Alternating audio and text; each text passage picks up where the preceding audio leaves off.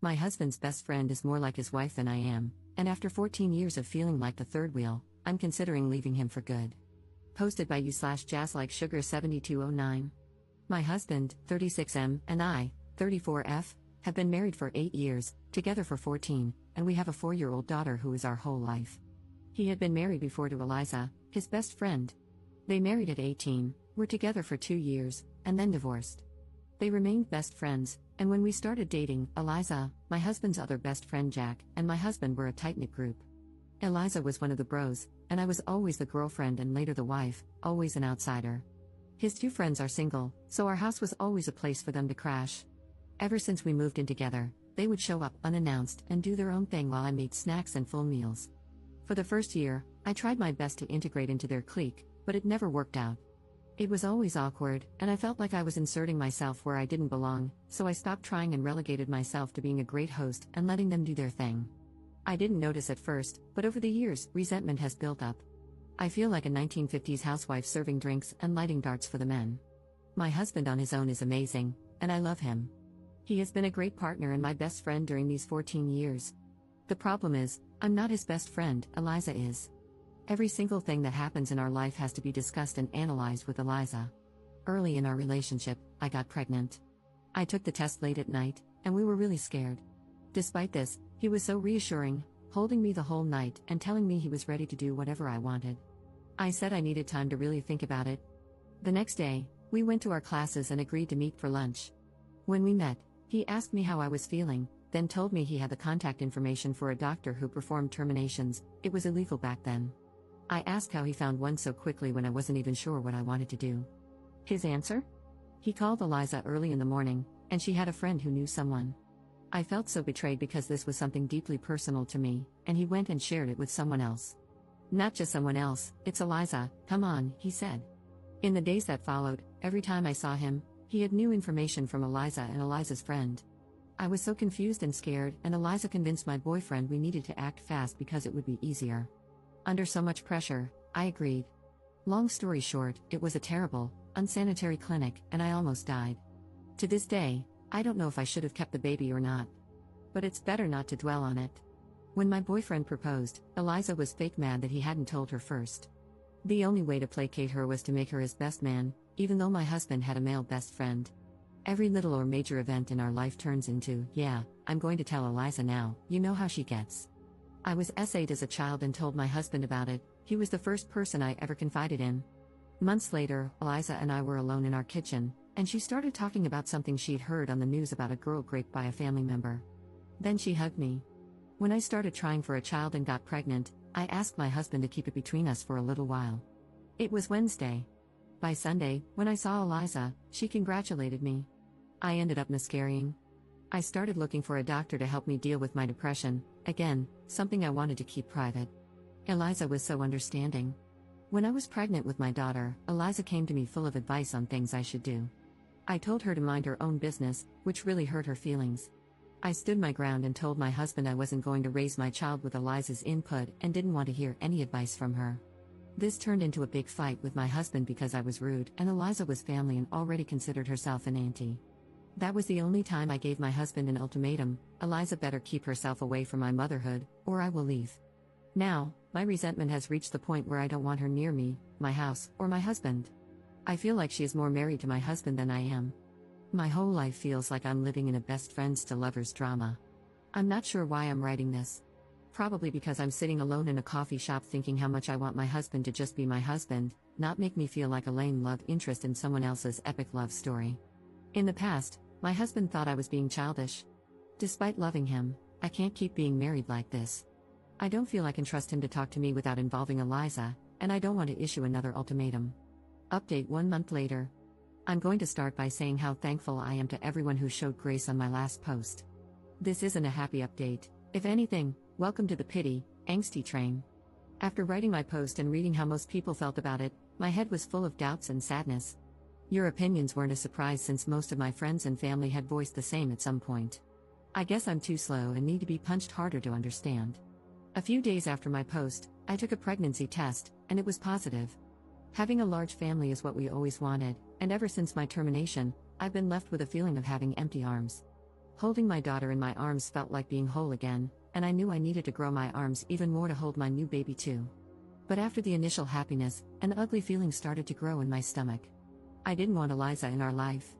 It felt like taking off my innocence glasses, and I was finally able to see her, really see her. How every smile was so damn fake, how every compliment was always mean-spirited or a veiled self-compliment. Nice potato salad, it was great. Oh, remember, to my husband, that potato salad I made? It was kinda unbelievable blah blah blah, or, nice outfit, I love how confident you are. I can't leave the house without making sure my outfit is flawless. Her reaction to my first pregnancy, my wedding, our travels, my second pregnancy, buying a house, how everything that should have been between my husband and me always included her, as if our life were a play she should write and direct. On our first Christmas together, she came over while we were decorating. With all her positive critiques, I ended up sitting in a corner drinking wine while she and my husband decorated. She's always here. And by here, I mean in my life. She has a say in everything in my life, to the point that when my husband voices his opinion, I can tell when it's his words and when it's Eliza's. I'm not saying that since I wrote the last post, everyone turned into ultimate evils, but thinking and rethinking about my life with my husband, I realized I've always been a passive character. It's like my husband got himself a pet, and he and Eliza are going to be endgame when they both realize they never stopped loving each other. Some of you, like my sister, will say I'm dormant. I guess I am.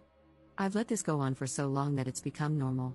My life isn't bad, my husband hasn't been a bad husband, and Eliza isn't so bad at the bars that she hasn't tried to kill me yet. I know it's clear to all of you, but to me, this has been my life for years, my day-to-day. I've learned to look away and make myself small so I don't make others uncomfortable. Maybe because I'm pregnant and hormonal, but I'm tired of this.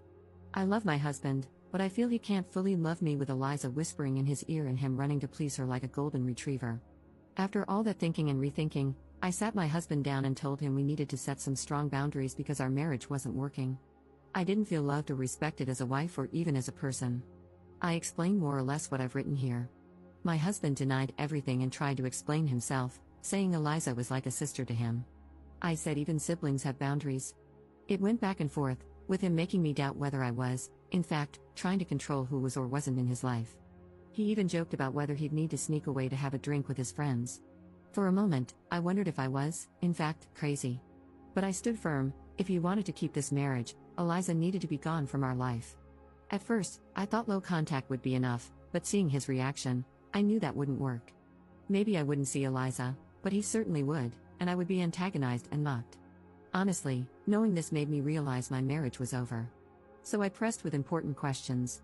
What were his real feelings? Why did they divorce if they were so hung up on each other? Why hadn't he left me sooner? Why not leave me now? Did he love Eliza more than me?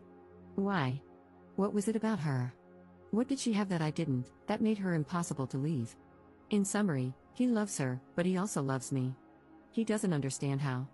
Both of us bring something he doesn't want to miss. He's not sure if he wants a life with Eliza like the one we have, a marriage, a family, but she is his soulmate. They divorced because their relationship was so intense it burned them both. With me, he has calm, peace, and a loving place to come back to. He's never cheated but admits he sometimes fantasizes about her being me and me being her. They often talk about having this life together but agree that being together would destroy their bond. Also messed up, my God. I know it was kind of obvious to all of you in my first post, and it should have been obvious to me. But hearing my husband say he loves another woman, that she's his soulmate, and that he put her at the center of our life, made her an auntie to our daughter and some kind of sister-in-law to me, a supposed family friend, it broke me. I'm not going to lie. I threw myself on the floor, hugged his legs, and begged him, asking what I needed to do to make him love me, to only love me. I felt so pathetic, but I thought everything was worth saving something as valuable as my marriage. I cried and cried and cried. And the hardest part was hearing there was nothing I could do. This is all. I know it's not some shocking news, but for me, my life is falling apart. The only things holding me together are two little hands that hug me every night and the small bean in my belly. We haven't discussed anything legal yet. He's left the house, and my sister and mom are staying with us for now. Top comment. He's a selfish, cruel man.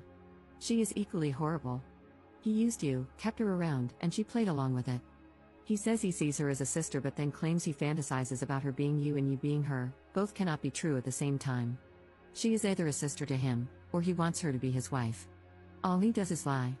He was living his best life and got everything he wanted. He has cheated, maybe not physically, though I doubt it, but emotionally, he has. You deserve to find someone who truly loves you and chooses you every single time, not someone who keeps another option. You were their little doll to play with. You gave him all these wonderful things so she didn't have to, but she gets the perks of being your husband's girlfriend without ever having to get pregnant or do any hard labor in a marriage. I'm so sorry. Second update 1 month 2 weeks later. Hopefully, this will be my last update, but not the end for me. Thanks again to everybody who sent me encouraging messages or replied to my last 2 posts. To clarify a few things people asked or guessed, yes, I'm South American. I live in a very religious country and was raised Catholic, even though I don't follow any religion now and consider myself an atheist. Some things are just too deeply ingrained in our brains. Also, yes, I grew up seeing my mom crying over my dad's multiple affairs. I always thought I would never let something like that happen to me, but oops. Luckily, I started seeing a therapist and will heal a lot of things. One of the very first things I discussed with my therapist was my termination, how deeply it hurt me and how big an impact it had on my mind. And yes, some of you guessed correctly. After the termination, I was determined to get something good out of a very traumatic event. Since I loved my then boyfriend so much, I thought maybe our relationship could grow stronger and better. And I fought hard for that. Then, after a while, it became more about, have I suffered so much for this relationship just to lose it over this one thing? No. Later, it turned into, this is my life, go to sleep and get over the pain. Now, I realize how similar that mindset was to my mom's while forgiving my dad. But since I wasn't being physically cheated on, it never crossed my mind that I was doing the same thing. Now, about my husband and me, we are getting a divorce. I put on my big girl pants and went to talk to him again. I promised myself and my children that I would never beg someone to love me, and my children wouldn't have to grow up believing that something is worth more than loving and respecting yourself. So, I went to talk to him, mostly to say I wanted a divorce, and that's all. At first, I wanted to write down all the things he did that hurt me and how much they hurt, but what's the point? Communication time is over for us as a couple. He was all shocked and then teary because he didn't want a divorce. He tried to convince me to take more time to think. Then he tried to negotiate, asking what I needed for this to work, what I wanted, and what he was willing to do. He was so generous to offer to take some distance from Eliza to work on our issues. I laughed like a maniac because WTF. He said our family means everything to him, our daughter, our new baby. I was something he valued so much. I was the heart of his family, and he would always love me and be thankful for everything I gave him. This hurt because, yeah, he doesn't see me as a woman or his wife. I'm the mother of his children. I'm the one who takes care of him and his house, and he's thankful? It was a long talk, but it was mostly the same thing over and over again. In the end, he proposed that I keep the house, stay married because his job has great benefits that I should take advantage of even if we weren't together. He said he would cover all expenses, and we could live in different houses. In the end, he reluctantly agreed to the divorce. I'm now working on establishing new boundaries. I agreed that we should keep things friendly because we have 2 kids to co-parent. Since he doesn't have a place to live yet, I allowed him to hang out with our daughter in our home, take her to the park, etc. But then he started showing up unannounced at our house, cooking for himself, and acting like he still lived there. I was getting really uncomfortable. I had asked for his keys earlier, but he said he wanted to keep them for emergencies only. One day I snapped and told him to either give me the keys back or change the locks. Again, he got teary, saying this was still his home. I told him it wasn't anymore, so no more hanging out here. Now, I'm thinking it's best to sell this house and find something new that can be mine and the kids' home only. As for Eliza, some of you will be happy to know they aren't together. He isn't staying with her, and from what I know, she has distanced herself from him. Maybe she only liked him when he was in a relationship? Or now that her power trip is over, she isn't interested? He is pretty heartbroken that his so-called best friend isn't with him anymore, really heartbroken. I know this because a mutual friend told me, and when he comes to pick up our daughter, he seems in bad shape. He's unkempt, has lost some weight, and always looks so tired. My pregnancy is going fine. As you might have guessed, I'm not interrupting it, so between a divorce and having a baby this year, I guess I'll have a very eventful year. That's all, I guess. Commenter. He's an idiot. He put his ex above you and his children, only to get burned by her. She never wanted him, she just loved the control she had over him. Ops response. It's a shame I won't be able to know exactly what happened between them and their fallout. I'm distancing myself from that drama, but I would love to know, like the big gossiper that I am.